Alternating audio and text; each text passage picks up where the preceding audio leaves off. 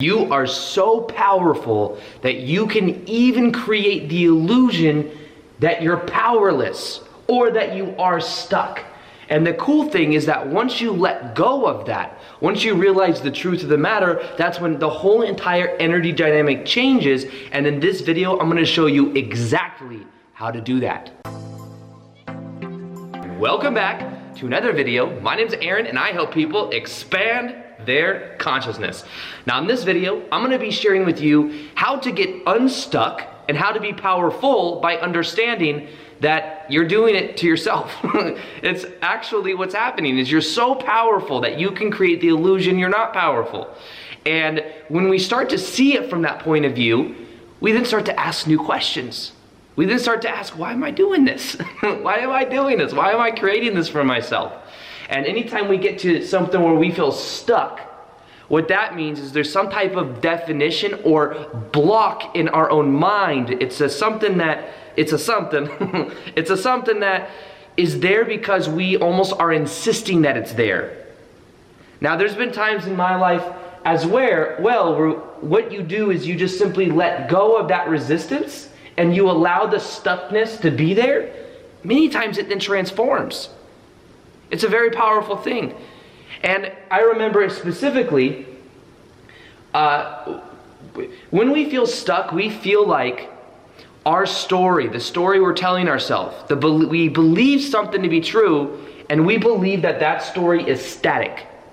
This is the way it is. This is the way it's going to continue to be.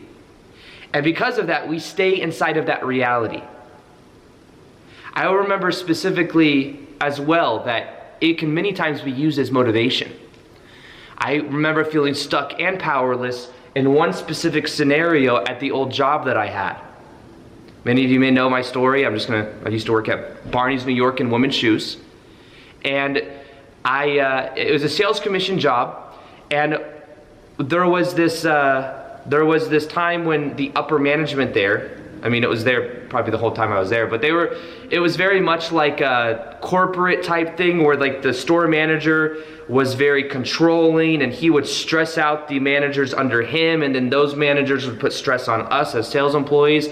And I worked in women's shoes, and there was this day that I went in and I got brought up to the office, and there was this office room called the situation room. Don't know why they called it the situation room. Doesn't that sound so negative? Could have been like the conference room or like the magical fairyland room, but no, it was the situation room. So I walk into the situation room, and there is the store manager who I didn't really get along with. I thought he was, I just thought he was very controlling and negative and way too serious. And it's him, it's my department manager who was a nice guy, but he's also just kind of serious because he was being pressured by the other manager. And then there was also a regional manager. All three managers were there. And they're like, Aaron, very seriously, come into the situation room and sit down. And I'm like, okay. And I'm, wearing a suit. It's what I wear a suit every day to work. Selling women's shoes at Barney's, New York. The average price point was like $800. So it was like a high-end, kind of a stuffy type environment, to be honest. And I go in and I sit down and I'm like, okay, what's going on? It's like, will you please, in the situation room, look over at the projector. And there was a projector right there. And what they did is they then showed me this image. They showed me this video. It's a 10-minute long video, 10 minutes long. And they wanted me to watch this whole entire 10-minute long video. And this video was of me, it was a camera that was on me in the back stock room on my phone. Now here is the thing.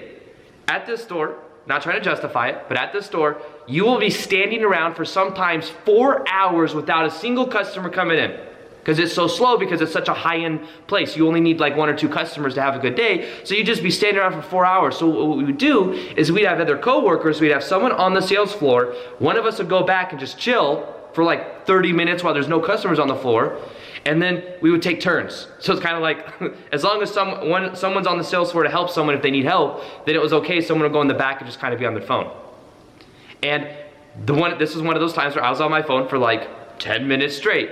Well, what they did is they wanted me to watch the whole entire 10-minute video in silence with them. And I was like, After about 30 seconds, I was like, okay, I get it. So I was on my phone. You guys don't want me on my phone. They're like, no, Aaron, keep watching the video. And I'm like, okay. So I keep watching the video. And I was like, no. After another 15 seconds, like, guys, I get the point. And they were like, just keep watching it. And I was like, I'm not gonna keep watching it. I get the point. It shouldn't be on my phone.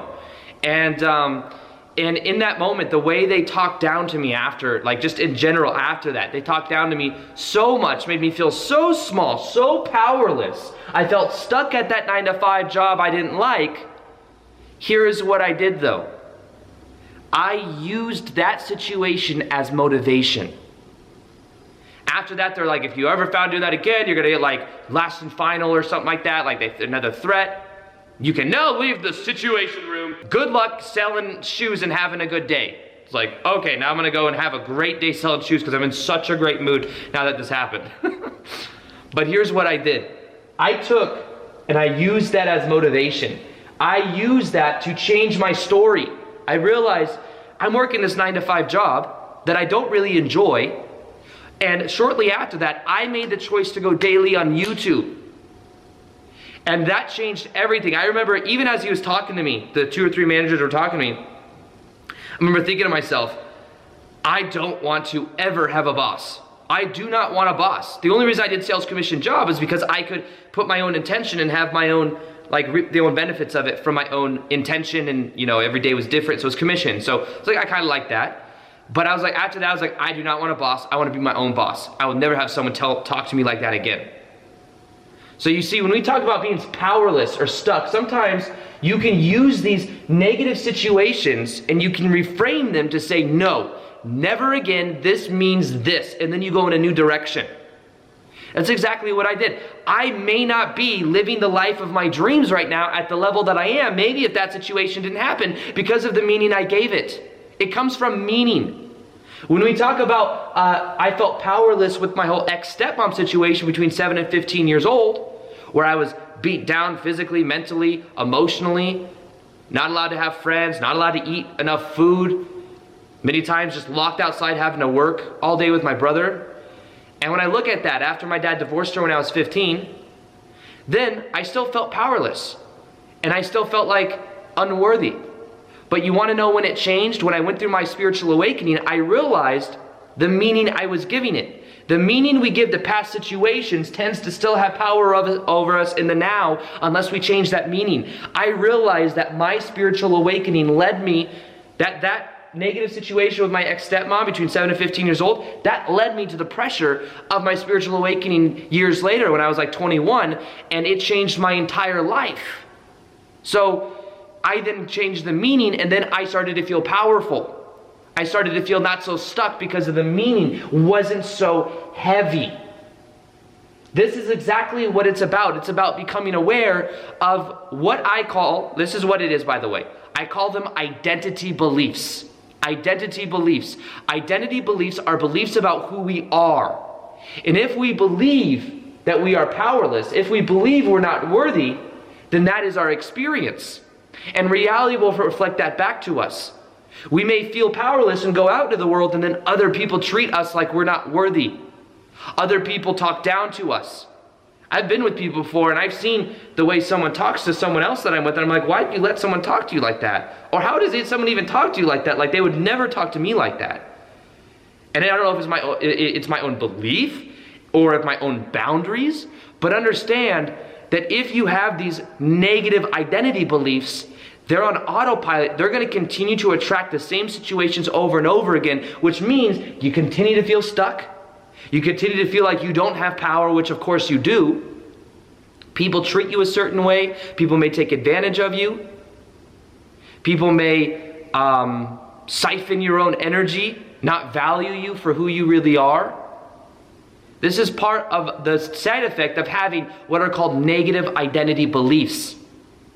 And when you change that, it changes everything. When I learned meditation, and more specifically, when I learned how to observe these beliefs and completely release them, it changed my whole entire life. I went from working that 9-to-5 job to doing what I love. I went from feeling the pain of my past to realizing how it fueled me. I went from feeling on a scale of 1 to 10, with 10 feeling amazing, 1 feeling not so great, of feeling like a 3 out of 10, which wasn't great at all as my base point, to feeling like a 7 or 8. And it was because I changed those negative identity beliefs that it changed everything. So this really is the key. Change your negative identity beliefs, beliefs about who you are. I used to believe I had ADHD. That was the reality I experienced because I believed it. I changed and I reframed that, and that changed about me. I then used to believe that I wasn't worthy because of the meaning I gave to the past. Therefore, that was my reality.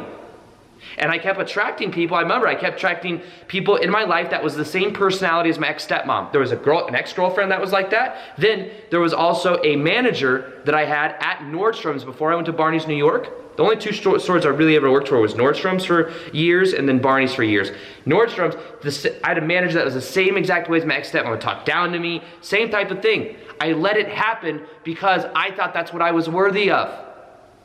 And even, I just kept attracting people like that. You want to know the interesting thing?